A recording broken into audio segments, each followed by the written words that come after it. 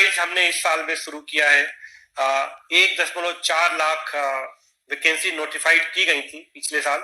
इसमें जरूर थोड़ा विलंब हुआ, और वो विलंब इसलिए हुआ कि कोविड की सिचुएशन थी, और इस कोविड सिचुएशन में एग्जाम लेने में दिक्कत आ रही थी। थोड़ा सा लॉकडाउन रिलैक्स हुआ, और धीरे धीरे कुछ और एग्जाम नीट के शुरू हुए, और इन सब से कुछ अनुभव मिला, तो हमने तुरंत ये निर्णय लिया कि हम ये एग्जाम कंडक्ट करेंगे। और 15 दिसंबर से हमने ये एग्जाम शुरू कर दिया था। इसमें 2.44 करोड़ 2.44 करोड़ कैंडिडेट्स हैं, और इसकी हमने पूरी एक डिटेल्ड प्लानिंग की है। वो थोड़ा सा आप लोगों के माध्यम से मैं सबको बताना चाहूंगा। ये डिफरेंट 3 कैटेगरी के पोस्ट थे, जिसमें बताया गया है कि पहली कैटेगरी जो थी आइसोलेटेड कैटेगरी, इसका एग्जाम पूरा कर लिया गया है 15 दिसंबर से 18 दिसंबर के बीच में। और जो दूसरा एग्जाम है, जिसमें कि 1.28 करोड़ कैंडिडेट है, इसका एक पहला फेज हमने अनाउंस कर दिया है। वो 28 दिसंबर से 13 जनवरी तक होगा, और उसके बाद दूसरा फेज 16 जनवरी से होगा। जो हमारा प्रैक्टिस है वो हम 10 दिन पहले अनाउंस करते हैं, तो 16 जनवरी का जो फेज है हम बल्कि 15 दिन पहले जनवरी के उसके डिटेल्स अनाउंस कर देंगे। और जो 28 दिसंबर से एग्जाम हो रहा है उसके डिटेल्स हम ऑलरेडी अनाउंस कर चुके हैं। कुछ उसकी जो मुख्य बातें थी आप लोगों के माध्यम से हम अपने कैंडिडेट्स को बताना चाहते थे। और जो तीसरा एग्जाम है वो 1.15 करोड़ उसमें एप्लीकेशंस आई हैं लेवल 1 की। ये जब NTPC non technical popular category का एग्जाम खत्म हो जाएगा, उसके बाद उस एग्जाम को प्लान करेंगे, एक कंटिन्यूअस बेसिस पे एग्जाम। इसमें ये डिटेल्स इसमें दी गई हैं। जो पहला फेज 28 दिसंबर से 13 जनवरी तक प्लान किया गया है, ये 12 दिन तक एग्जाम चलेगा, 24 शिफ्ट में है, और इसमें करीब 23 लाख कैंडिडेट हैं।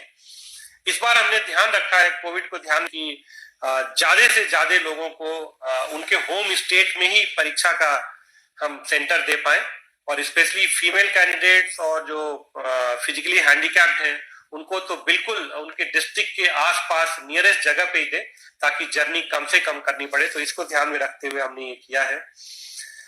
जो कोविड प्रोटोकॉल है उसका पूरा पूरा ध्यान रखा जाए, ये हमने व्यवस्था की है।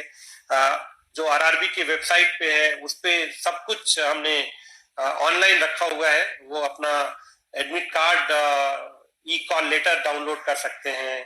जो ट्रेवल अथॉरिटी है एससी एसटी कैंडिडेट के लिए वो डाउनलोड कर सकते हैं। तो सब कुछ इलेक्ट्रॉनिक प्लेटफॉर्म पे रखा हुआ है। केवल आपके माध्यम से हम कैंडिडेट्स को यह अनुरोध करना चाहेंगे कि वो ऑफिशियल आरआरबी की वेबसाइट पे ही जाएं और वहीं से सूचना लें। सारी सूचना जो ऑफिशियल वेबसाइट आरआरबी की है उस पे दी जा रही है, और मेरा आप लोगों के माध्यम से सभी से अनुरोध है कि कृपया किसी और साइट पे ना जाएं, और केवल जो ऑफिशियल वेबसाइट है आरआरबी की उस पे जाएं, और उस पे हर तरह की सूचना दी जा रही है।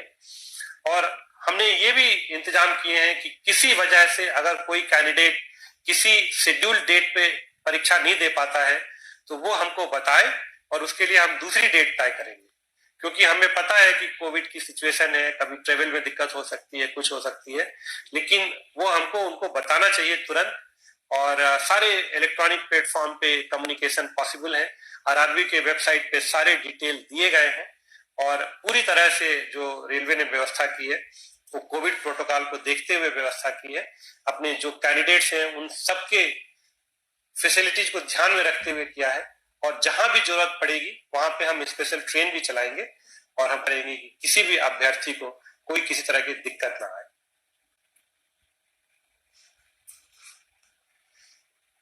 ये कोविड के प्रोटोकॉल्स हैं। सारे कोविड प्रोटोकॉल फॉलो किए जाएंगे, उनके टेम्परेचर चेक होंगे, उनको फेस मास्क लगाना होगा।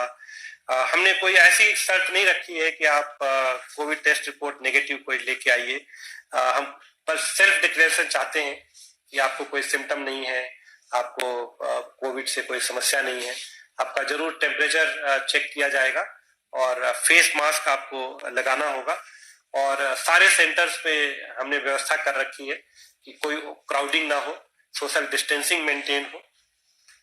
और एक वीडियो लिंक यहाँ पे जो दिया गया है, एक वीडियो दिखाया गया है, कैंडिडेट चाहे तो वो देख सकते हैं कि जब वो एग्जाम देने जाएंगे तो क्या वर्क फ्लो रहेगा, कैसे उनको एग्जाम हॉल में किस तरह से एग्जाम देना है, उसका पूरा एक वीडियो बना के इस पे अपलोड किया गया है, ताकि कैंडिडेट को पहले से पता चल जाए कि जब वो एग्जाम सेंटर पे जाएंगे तो किस तरह की परिस्थिति होगी, क्या उनको सावधानियां बरतनी चाहिए।